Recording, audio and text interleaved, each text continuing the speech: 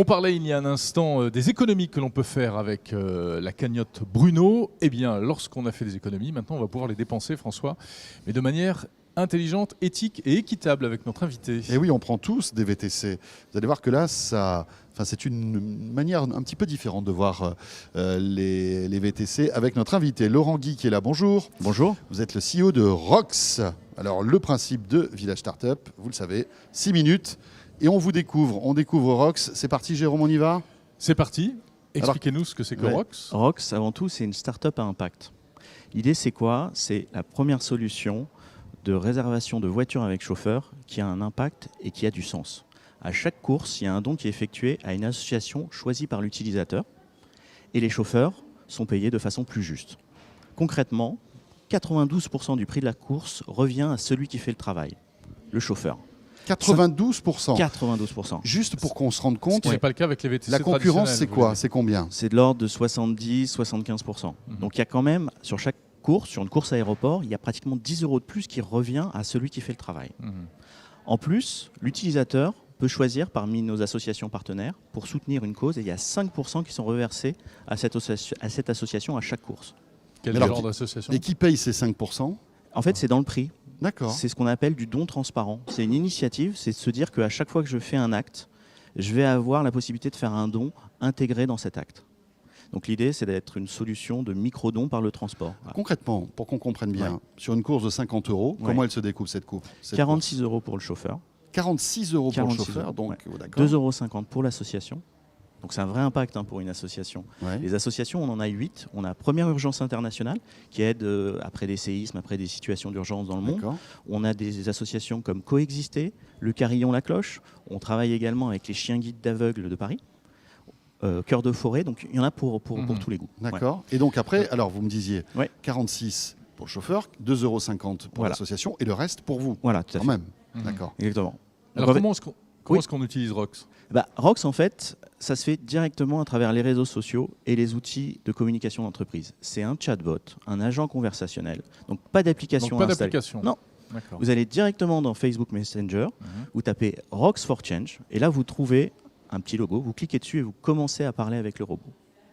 Et le robot va vous demander 3 choses. Votre nom, votre prénom, ça on l'a déjà parce qu'on est en échange avec Facebook. Quelle association vous souhaitez soutenir ? L'enregistrement de la carte bleue via une interface sécurisée, c'est-à-dire que Facebook n'a pas vos données. Et vous avez, on passe par une solution tiers de confiance, vous avez la sécurité concernant votre carte bleue. Et là, il suffit juste de dire « je veux aller à tel endroit à telle heure » et le robot s'occupe de faire la prise en charge.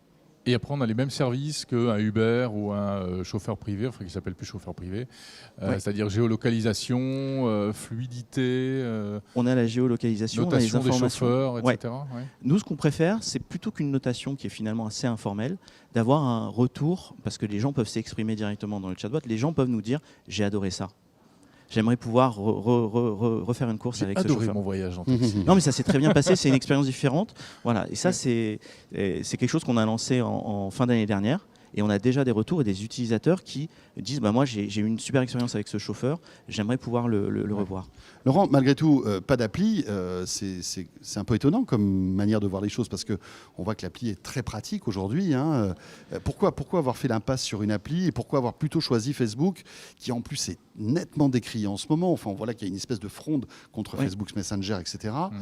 On parle un petit peu moins de chatbot, j'ai l'impression. Est-ce que vous pensez que c'est la bonne solution ? Alors, on est présent dans le cadre de cette preuve de concept sur Facebook Messenger, mais on peut être présent sur d'autres types de plateformes. Exemple, en entreprise, on a beaucoup de messagerie interne, type Slack, type Teams et autres. On peut directement mettre le robot dans la solution.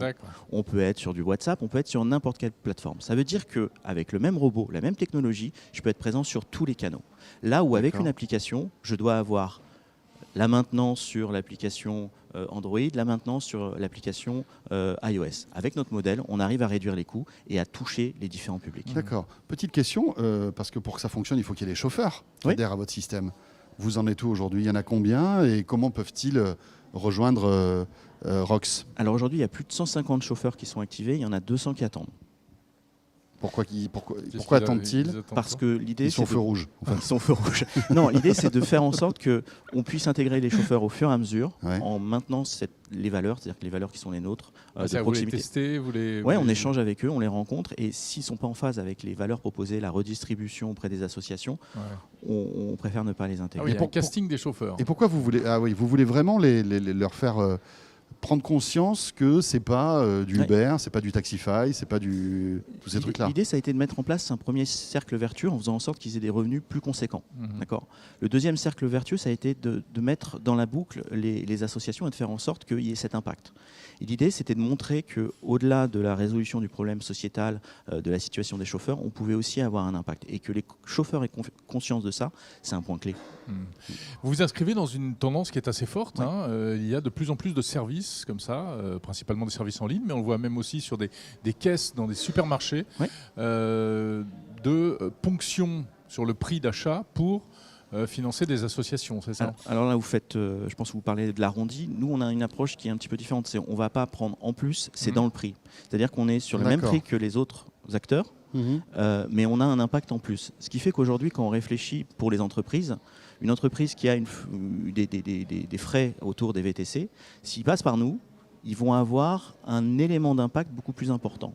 Sur 100 000 euros de courses VTC, c'est 5 000 euros qui peuvent être versés à des associations choisies par les entreprises, Déduit des impôts. Mhm. déductibles des impôts sur un certain quantile. Oui, c'est vrai. D'accord. Eh bien, on souhaite bon vent et bonne chance donc à Rox. Merci beaucoup, Laurent Guy. Merci à vous.